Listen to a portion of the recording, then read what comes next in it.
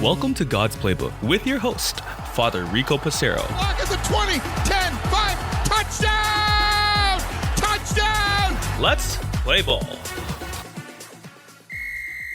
Friends, welcome back to God's Playbook. I have an old friend of ours here at God's Playbook who's come back to be with us again, Father Michael Basque. Father Michael, how are you doing? Very good. How are you? I'm doing great. Thank you for coming back. It's my pleasure. I know this is now your third visit with us at God's Playbook. We've been blessed to hear about your path to the priesthood and your vocation story. You've talked about some highlights in priesthood.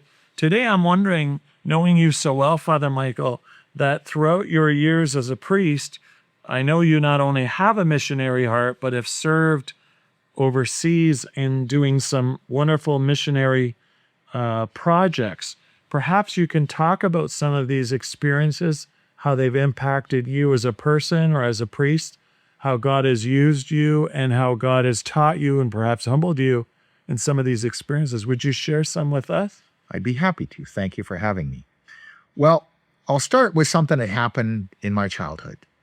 Being the good Catholic family that we were, my parents would take me to Martyr Shrine in Midland, which was about an hour and a half north of home in Oshawa, pretty well every other year.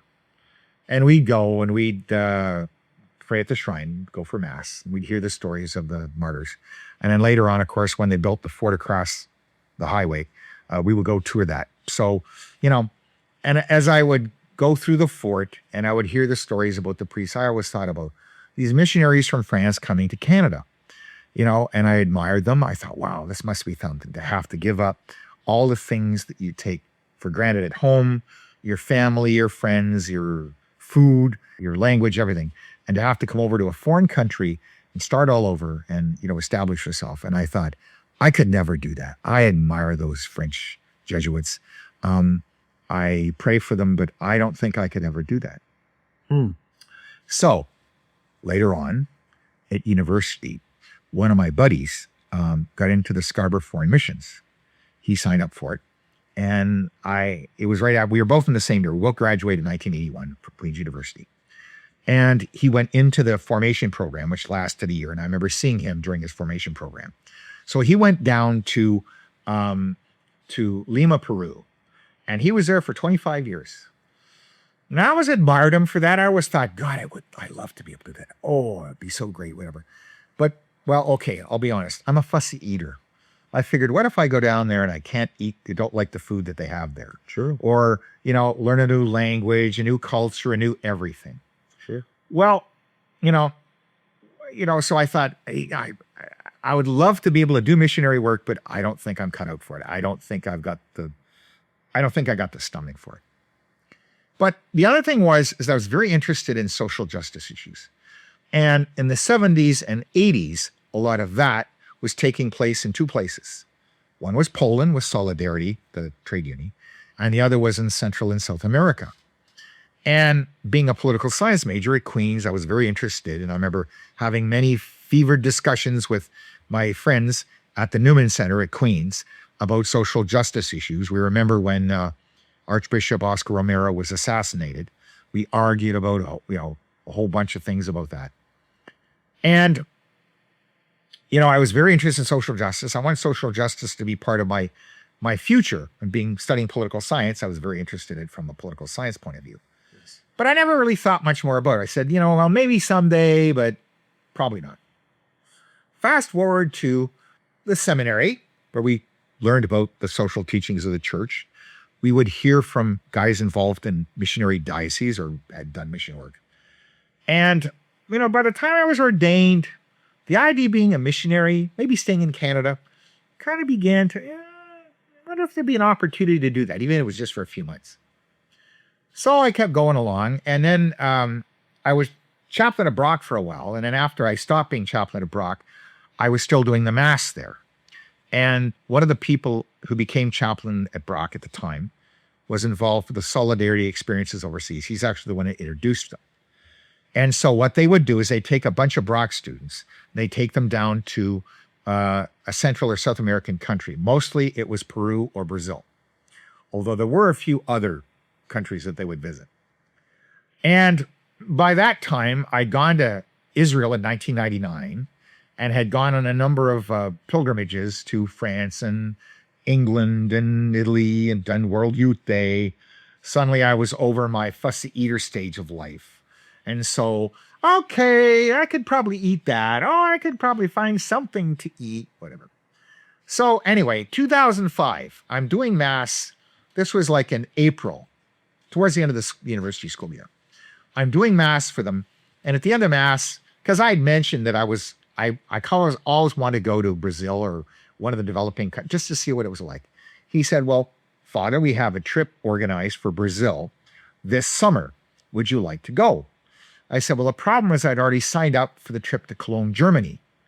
And I've already made a commitment. I'm kind of on the leadership team, and I don't think I could do both in the same summer, both for economic reasons, but also for time reasons, because at this time I was at Thomas Aquinas Parish. So maybe next year. So, a whole year goes by. 2006, again in the spring, he says, we're having another trip. Would you like to go? I said, yeah, I would. This time I said, okay, there's got to be something down there I like to eat, right? I can always eat bread. And I know they eat a lot of rice in South America, so that's good.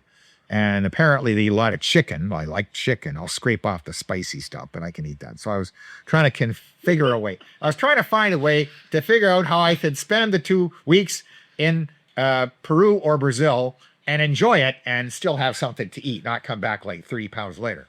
Yeah. So anyway, we go down there and I'm down there and we take the flight. We leave Toronto. We're flying Continental through Houston.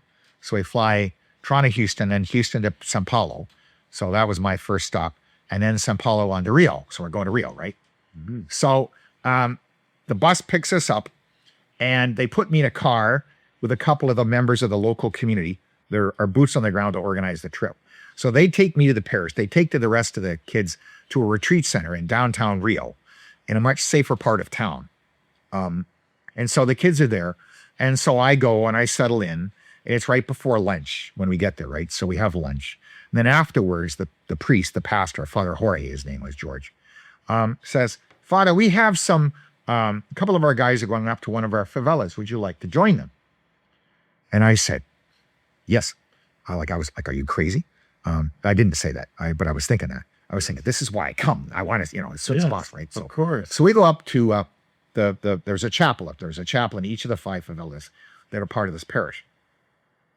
And so we go up and we pull in go down this kind of road and then turn left and go down it's kind of a slope. It's off a main road that's, and then you turn off the main road. You kind of go around 180 degrees, go down this dirt road and then turn left and then go down the dirt road again. It's sloped down into the favela, which is just a shanty. It's a neighborhood. It's a poor neighborhood. That's where all the poor come when they move to Rio. Anyway, so we get out of the car and I'm looking, and it's funny because as we drove by, there was this guy who was looking very suspicious. And I sort of looked and there was something beside him like he was a lookout is what he was. And he was looking at us. And there was something beside him. It looked like a broom. I didn't know what it was. It was probably a gun, but not knowing it. I was a very naive Canadian, right? So, okay, so we pull up to the chapel. We get out of the car. So I'm on the passenger side of the car, and the 2 guys I went with, one was driving, the other one was on the other driver's side seat, right? So we're chatting away about this, and I sort of look over, and I see this guy. He's got a T-shirt on and a pair of shorts. And there is this bulge sort of in the side of his shorts. It's a pistol. Welcome to a favela in Rio. Now, this guy he was looking at us kind of suspiciously, but he recognized the 2 guys I went with, so he kind of relaxed and he just walked away. Mm-hmm. But, if I'd have been by myself, it might have been a different story. Yes. But it was like, welcome to Brazil. This Different is what a world. favela, this is a whole different world. Different world. And I thought, whoa, you don't see this in St. Catharines. Yes. And that was my first little introduction of many to the differences between what I saw in Brazil. That trip was to Brazil. I took other trips to Peru. I also took a trip that included Brazil and Argentina. We also took one where we stopped in Costa Rica. I did 2 or 3 trips to Costa Rica. I did one to Colombia and Peru. And then I did one, we stopped in El Salvador overnight. My point is that I got to see a lot of South America. And the thing is, I got to Mexico in 2004 to the International Eucharistic Congress because the next one was supposed to be in Quebec City. And I wanted to learn about them because we were going to be promoting it. So I'd seen poverty, bad poverty in Mexico. Poverty in a place like Mexico or Brazil or Peru is far worse than anything that we have. The only thing I could compare it with here in Canada is a First Nation. That's the only poverty equivalent that I've seen in Canada. It's even close to what these people are living in. The conditions are horrible. How sad. How sad. And so we go to Brazil. And the thing is that when I came back, we were flying back from Brazil on the first trip. I was sitting next to somebody who'd done a trip to Peru. He said, the poverty in Peru is much worse than it is in Brazil. I thought, really? Now, the next trip I took was again to Brazil, but the year after was to Peru. And they were absolutely right. The poverty I saw in Peru was far worse than what I saw in Brazil. Now, it was safer in the shanty towns in Peru and Lima than it was in Brazil. Brazil, you were even, people tell you they've been to Rio.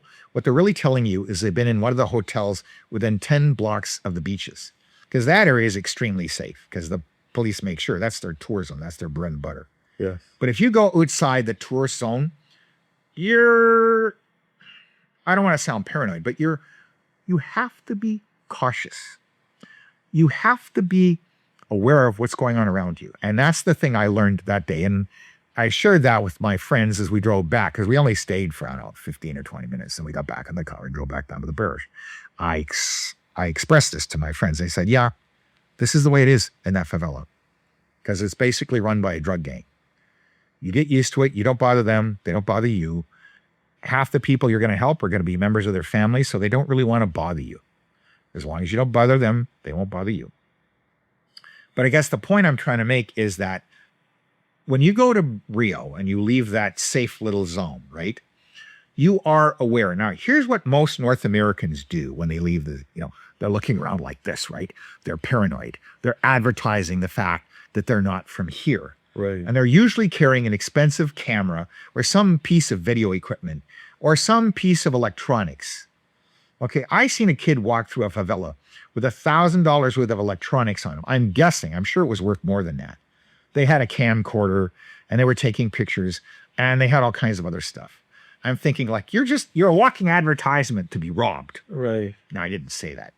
And afterwards, somebody must have talked to the kid because they left everything on the bus the next time we came, which was good. But what we would do on these trips is that in the spring, before we went down there, the community down there, their community leaders would talk to our community leaders at Brock, and they would say, okay, these are the projects we need to work on. So some of them would be healthcare. That very first time I went to Rio, it was what we call oral hygiene, teaching kids how to brush their teeth, giving them a toothbrush and giving them tube of toothpaste so that they learn how to brush their teeth. Imagine being so poor that you can't afford toothpaste. That's what you're dealing with here. Some of them. Now, some of them, of course, can. And some of those kids are well taken care of. Their parents do the best they can. But the point is that so we'd have some projects were healthcare projects. One of them was to take health statistics of every kid we could find within a certain age group within this particular shanty town. Because the medical people, there was a medical person from a local hospital there. And you see, what they did was they collected that data. They used that data to develop demographic statistics. So these are likely the health issues we need to focus on. Because in an area like that, you don't have enough money to pay for healthcare for everything for everybody.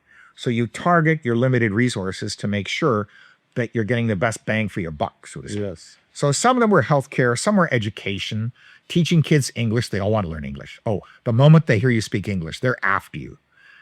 They want to speak English because English is the language of the internet.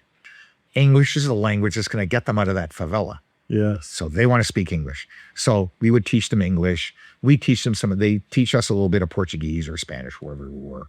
They do that. The other thing was construction projects. We would build stairs. Now, some of the hills in some of these favelas, shanty towns in Peru, it's a 45-degree slope. I'm not exaggerating. You could snap an ankle climbing or going down that hill. what we would do is build stairs up the side. And you see what they would do is they all came from the Andes.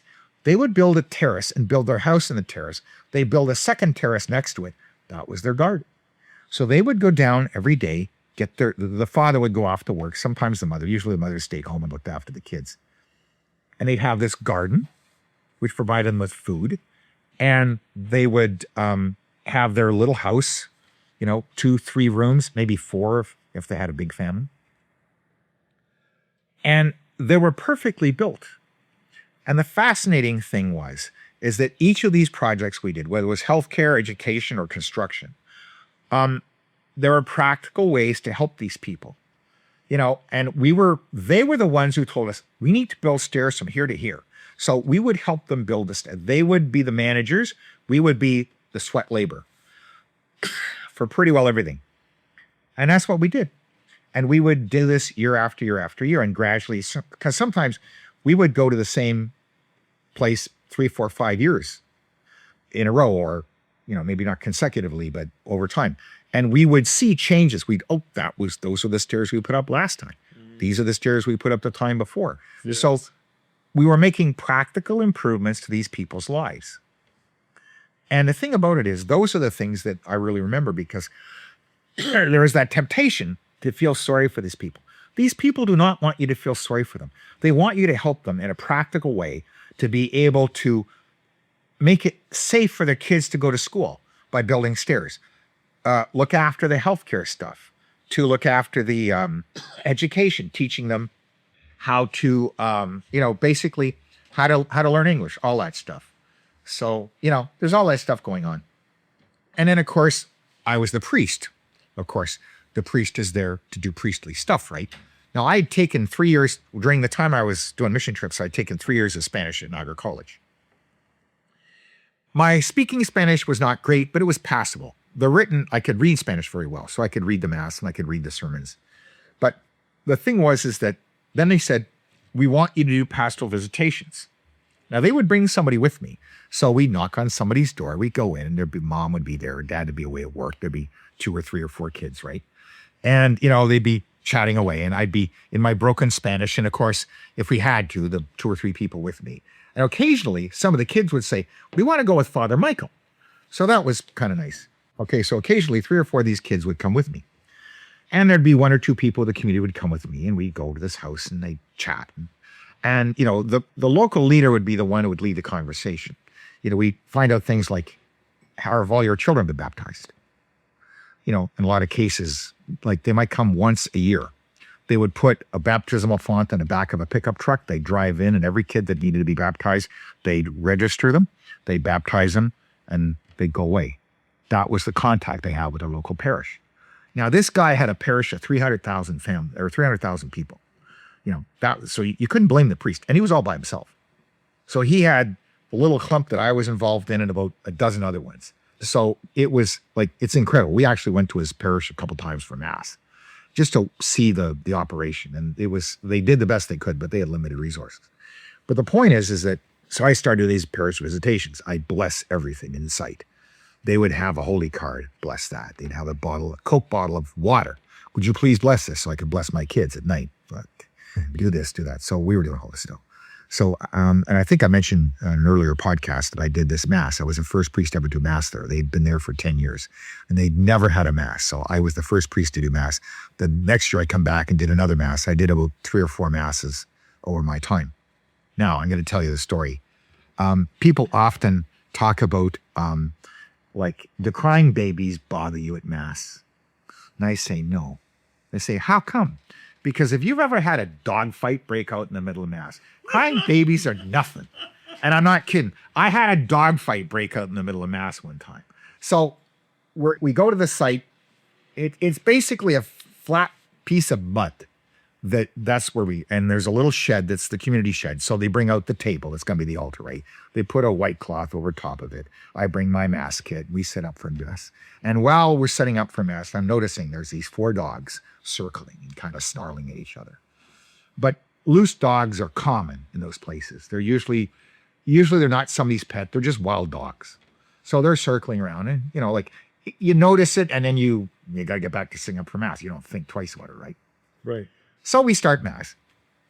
And I go through the first part of Mass, and I read the gospel, and I finish preaching. And just as I always, after I preach the gospel, I always sit down for a minute to give people a chance to think about my words of wisdom, right? So, and at that very moment, these 4 dogs come out of nowhere and start a dog fight in the little space directly in front of my altar. Oh man. And so, and they're like, they're snapping. I mean, this is vicious. This is serious, right? And then it's funny because the community organizers are kind of embarrassed, right? So they're trying to break the dogs up. I think the community organizers in trying to break the dogs up caused more of a commotion than the stupid dogs themselves. If they'd have just let the dogs go on for another minute, it would have been fine. Yes. But they prolonged it at least another 5 minutes because the dogs started snapping at them. And so all this is going on. And like all these people are looking around, they're just waiting for Mass to continue. And it was funny because there were a bunch of kids, of course. Like the students were horrified. I mean, like they'd never seen this at Mass in Canada, right? Right. So they're, and like I said, it's funny because those organizers, they were well-intentioned, but like it's, like anyway. So eventually the dogs take off and we finish Mass and whatever. Now you would think that would be the thing I'd remember the most about that Mass. You'd be wrong. The thing I remember most about that Mass is what happened after Mass. Because everybody lines up at the end of Mass, right? You know how we have, we're standing at the back of the church and people walk by and say, hi, how are you? How was your day? Oh, Father, it was nice and blah, blah, blah, blah. Now, these people are Spanish, right? And they're speaking like a mile a minute in Spanish. I have no idea what they're saying. But what one of the organizers said is they'd like you to bless some things. Every single person there lined up with something to bless. Some of them had multiple things. Some of them was some faded holy card they got years ago. Some was a Coke bottle with water, so they'd have holy water in the house. We were giving out plastic rosaries to the kids because we were teaching them the rosary. Yes. And the kids would bring up the rosaries and they wanted it blessed because their mother told them to, right? Some of them were wearing it around their neck like a necklace. But most of them, please bless my kid's rosary. And the mother would look at you and there's no way you're not blessing that rosary. You know how mothers could do that, right? Right. Saint Monica was a great example of a mother, because she should be the patron saint of mothers, because by God, she was not taking no for an answer. That's right. And so anyway, and all that, and like holy cards and little plastic pictures or little figurines of Jesus and Mary and little crucifixes and little rosaries and all kinds of stuff. I swear every person lined up and they looked at you straight in the eyes and said, gracias, muchas gracias, thank you, and everything. Going on, I thinking like, these people have every reason in the world to be miserable. They have every reason in the world to think God has abandoned them. They have every reason in the world to give up on faith and all that stuff. And here they are. Their faith is strong. That's true. And, Try to be very humbling. Well, I was. I felt very, I don't get emotional very often. Not since I was sobbing and crying now. But it was one of those moments where I was touched very profoundly, very deeply. That Mass, there's 2 Masses I'll always remember. There's that one, the other one I want to tell you about. Like I've done Mass in the Church Holy Sepulchre in Jerusalem. I've done Mass at Lisieux. I've done Mass at Lourdes. I've done Mass at Guadalupe. I've done Mass, all the greatest hits of places, shrine places you want to celebrate Mass. I've done pretty well all of them. But that was probably the most profound Mass I've done in my entire 35 years of priesthood. Wow. It was because, and like the looks on those people, their face, you talk about happiness, you talk about joy, you talk about, in the most miserable of conditions, these people were happy. What do they have that I don't? What do they see that I don't? Why are they so happy? And I'm so miserable with all the stuff that I have that they can't even imagine about. Right. And I remember one of the leaders, when we were kind of cleaning up and putting stuff back in the truck and going back to the retreat center where we were staying, I remember him saying, but you care. You came all the way from Canada to care about these people. Don't think they don't know that. Don't think they don't appreciate that. That's very profound. Well, it was. It's like, these are those teaching moments in the priesthood where even you've been a priest for 20 years. It gets you between the eyes and you think, wow, this is what it's all about. That's true. Jesus must have had a few of these over the course of the year. The other Mass I want to talk about, so that Mass I just described, the dogfight Mass, as I like to call it. And this is the other one.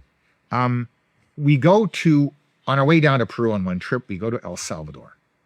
So we're going to spend a night and a day there. So we land there in the evening. We go to our hotel. We have dinner. We sleep overnight. The next morning we get up. We got a full day in El Salvador before we leave to go to Peru. So we go to a number of places. Then we're going to this hospital complex. It's like a campus. Okay. So we go into this chapel. And then one of the local guys there says, you know, the significance of the chapel. I said, no. He said, this is where Oscar Romero was assassinated. Wow. And I walk in, and there it is. There's the altar. And I got to celebrate Mass on the same altar that he did when he was assassinated. Now, they got a sign behind the altars, you know, saying this is where he was assassinated, whatever. And I remember, you know, going through the Mass. We did the Mass in English. It was just the students that were with us, really. A couple of the local people, but their English was good, so we did Mass in English. So I'm going through the Mass. And I get to the consecration. Now, the moment in the Mass when he was assassinated was when he lifted up the chalice. And I'm lifting up the chalice. And at the back of the church is Greg Robertson, who's one of our handlers at the time, taking a picture. So I got shot, but with a photograph as opposed to a bullet, which I was very grateful for. Thankfully, there's a big difference, brother. Yeah, there's a big difference. I thought, you know what? Or would have been St. Michael Basque. I would have, you know, and it's funny because I don't have that picture. He took that and he said, I'm going to give it to you. But it's one of these things where, you know, so someday I would love to get that picture if I could. But I got a bunch of other pictures of that, of the site, like of the altar and of the actual spot where the gunman was standing in the front of the church. And because it was just a small chapel. I mean, it would be, I'm trying to think of an equivalent here. It's just a small chapel. I mean, yes. It might have held 50, 75, maybe 100 people total, you know? And but there was something holy about that spot. I remember, you know, setting up for Mass and then starting Mass. And then I remember just put your hands on the altar, right? And there was just something holy about it. It was, you know, it's like kind of like a relic. It was like, there was something profoundly moving about being there. Okay, February 25th, 2015 was the date. I remember that. There's some things you never forget.